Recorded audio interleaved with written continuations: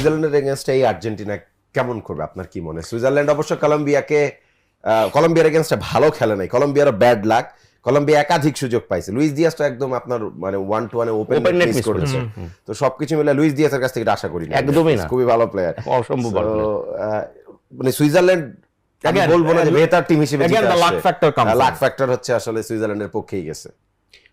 ওই খেলাতে তোমাকে লাকের উপর ছেলে দিতে হবে, যার লাক ভালো হবে সেই জিতবে। কারণ আমি এটা বলতে পারবো না যে আর্জেন্টিনা খুব ভালো টিম, সুইজারল্যান্ডকে পাত্তাই দেবে না। আবার সুইজারল্যান্ডের লাস্টের খেলাটা দেখে মনে হয়েছে যে না, সুইজারল্যান্ডও তো সেরকম ভালো টিম না। আমি একটা যে ব্লাটান্টলি বলতে চাই, জোর গলায় আমার হিসেবে, ফ্রান্স ভার্সাস মরক্কো দারুণ খেলা হবে, Spain versus Belgium, Norway versus England, এই 6টা টিমের নাম যে বললাম না, তারা অসম্ভব রকম যোগ্যতা নিয়েই এই কোয়ার্টার ফাইনালে উত্তীর্ণ হয়েছে, যে যেভাবেই হোক।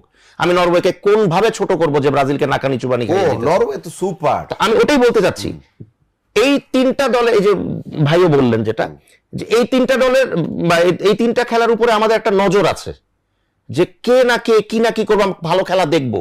আমি কি বলতে পারবো যে আর্জেন্টিনার সুইজারল্যান্ডের খেলা আমি খুব ভালো একটা খেলা দেখতে যাচ্ছি? আমার তো মনে হয় না। আমার মনে হয় একটা বোরিং খেলা হবে, কেউ না কেউ 1-2 গোলে জিতে চলে আসবে। কেউ না কেউ কি আর্জেন্টিনা? আমি কেউ না কেউ এই জন্যই বলেছি, আর্জেন্টিনা নাও হতে পারে, এটা আমার কাছে মনে হয়। আর্জেন্টিনার যোগ্যতা নেই এই সেমিফাইনাল পর্যন্ত যাওয়ার, তারপরে যদি যায় খুবই ভালো কথা, কারণ আমাদের দেশে 60% আর্জেন্টিনার ফ্যান, 70%। তো বাংলাদেশের পার্সপেক্টিভে মনটা যেন তাদের না ভালো। আমাদের ব্যবসা বাণিজ্য বন্ধে টকশো চলবে, খুবই জরুরি আমাদের জন্য।